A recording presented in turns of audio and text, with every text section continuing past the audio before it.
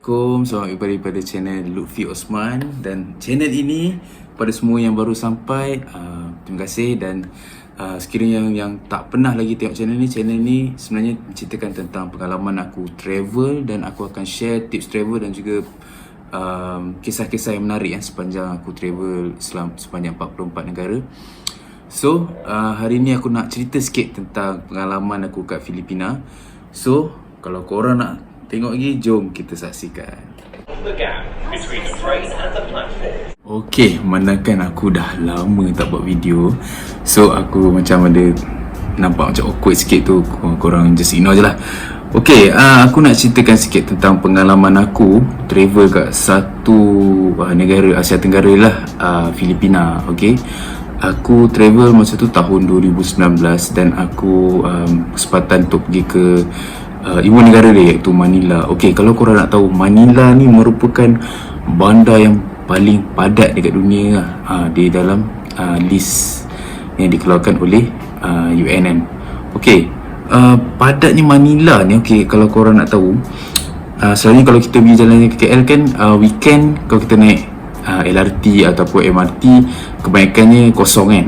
Okay, tapi bila kat Manila ni, even waktu malam ataupun weekend, LRT metro dia semua penuh. Memang tak ada space lah tu untuk korang bergerak dalam metro tu. Nak menunjukkan betapa padatnya bandar tu.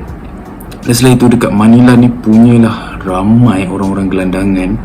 Dan kalau kau jalan kat merata-rata, kau akan nampak ada orang baring dekat bawah jambatan, dan ada juga ada orang baring kat lorong-lorong lah, sebab diorang ni tak ada rumah.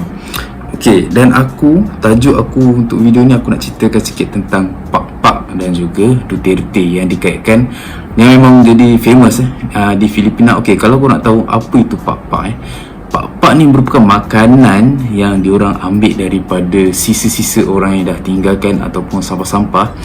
Diorang akan basuhkan balik makanan tu dan diorang akan jual ataupun makan balik makanan tu, guys. Ya Allah, aku rasa macam gelinya kan bila kita bayangkan kalau kita ambil makanan yang orang dah sisa makan tu, lepas tu kita ambil daripada sampah yang kita rasa macam najis kan, lepas tu kita basuh, kita boleh goreng balik. Guys, nak tunjukkan yang keadaan dia orang tu miskin sangat, guys.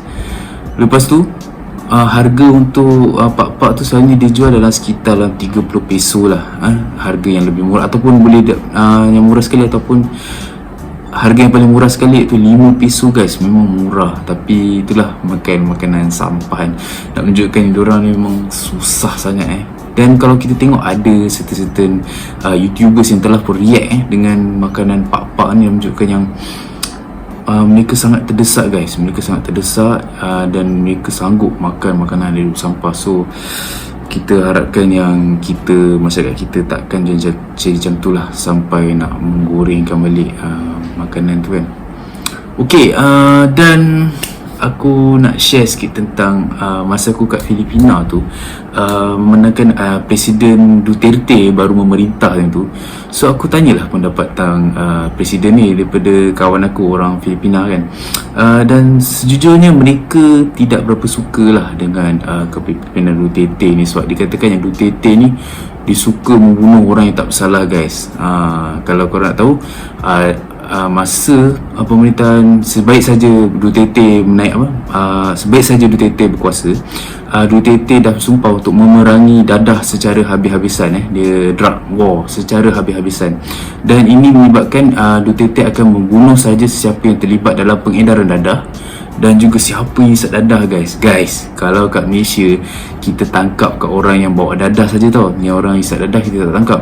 Tapi kalau dekat Filipina ni, dia tembak terus, guys, siapa yang ada dadah dan juga siapa yang hisap dadah. So ini menyebabkan ramai orang Filipina tak puas hati kerana mereka nampak bahawa toke-toke dadah yang patut ditangkap bukannya orang yang hisap dadah. So ini menyebabkan ramai orang-orang Filipina tidak suka Duterte. Tapi kalau korang nak tahu, Duterte ni, orang cakap dia dah masuk Islam.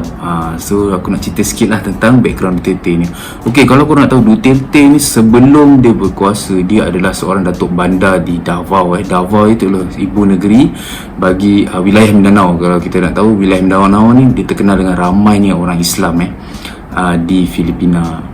Okey, kalau kau nak tahu yang magic yang Duterte memerintah ni, kalau Duterte ni berjaya menamatkan peperangan antara kerajaan Filipina, kerajaan Kristian Filipina dan juga pemberontak pemisah Moro Islam iaitu MILF.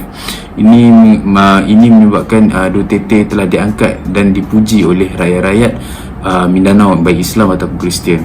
Okey, Duterte juga telah berjanji untuk menjadikan negara Filipina sejahtera dan bebas daripada cengkaman imperialis seperti Amerika Syarikat dan juga China. Tapi Duterte juga dipandang hina oleh kebanyakan rakyat-rakyat Filipina, terutama yang beragama Kristian, kerana Duterte telah ada satu part tu Duterte telah mengatakan yang dia tidak akan bertuhan dengan Tuhan Katolik. Yang dikata kerana dikata satu part tu Duterte dia pelik kenapa orang yang baru dilahirkan terpaksa menanggung rusa warisan oleh yang diwarisi oleh ibu bapa mereka. So Duterte rasa macam benda tu tak logik guys, tak logik. Bayangkan baby yang baru lahir tiba-tiba ada dosa kan. So Duterte rasa macam benda tu memang tak logik dan memang bodoh lah dia kata. Kerana kalau kau nak tahu, Filipina ni merupakan negara Kristian Katolik yang sangat alim. Kalau kita boleh makan Malaysia, Indonesia memang alim dengan Islam, tapi kalau Filipina mereka sangat alim dengan Kristian guys. Kalau korang kutuk Kristian tu memang dianggap macam dosa besar lah kat Filipina. Duterte ni dia pernah berkata bodoh pada padri besar Filipina, dan juga dikatakan yang gereja ni adalah punca kepada segala skandal seks dan juga segala skandal pencabulan kanak-kanak. Kalau sampai Duterte mengeluarkan statement yang sangat berani tu. Dan selain itu Duterte juga telah bercadang untuk menukar nama Filipina iaitu Filipina yang diambil daripada King Philip Spanyol kepada Maharlika. Dikatakan yang Duterte ni berkata yang Filipina ni sepatutnya adalah rumpun Melayu dan kita kena tukar kepada semua nama kita, semua nama-nama rumpun Melayu. So Duterte bercadangkan menukarkan nama negara Filipina tu kepada Maharlika.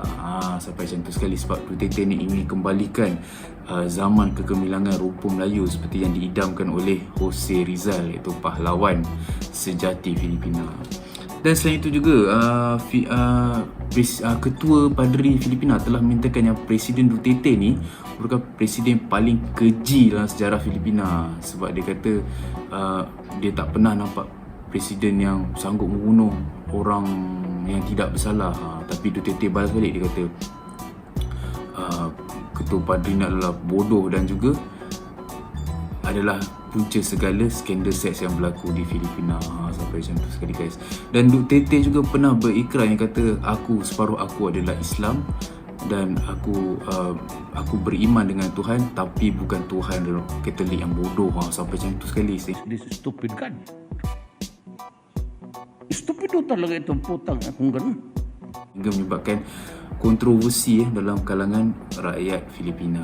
Dan juga ada satu klip menunjukkan yang Duterte ni dia pernah bertakbir Allahu Akbar, Allahu di Mindanao. Ini bekas kontroversi lah kerana orang beranggapan bahawa Duterte itu telah masuk Islam. So Allahualam, so aku tak boleh jawab apa, tapi mengikut prestasi pemerintahan Duterte, kita rasa macam Duterte ni seorang presiden Asia, antara presiden Asia Tenggara yang paling lantang. Kalau kita nak tengok, Duterte ni dia sanggup membatalkan perjanjian pertahanan dengan US ni. Kita tahu sekian lama ni Filipina merupakan sekutu kuat US. Kalau kita tengok dari segi pekalan tentera dia, dari segi ekonomi pun Filipina memang sekutu kuat dengan US. Dan Duterte juga berani mencabar China. Itu menunjukkan yang Duterte ni merupakan seorang presiden Asia Tenggara yang termasyhur dan disegani buat masa sekarang ni.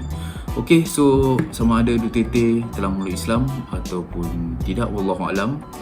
Dan okey, itu saja untuk cerita saya tentang pengalaman di Filipina, iaitu tentang Pak dan juga Duterte. So sekiranya anda suka tentang cerita saya, anda boleh tekan like, share dan subscribe channel ini. Tak payah bayar pun guys, just subscribe je. So itu saja yang aku minta tolong kepada korang. So sekian, kita jumpa pada next video. So assalamualaikum, ciao ciao.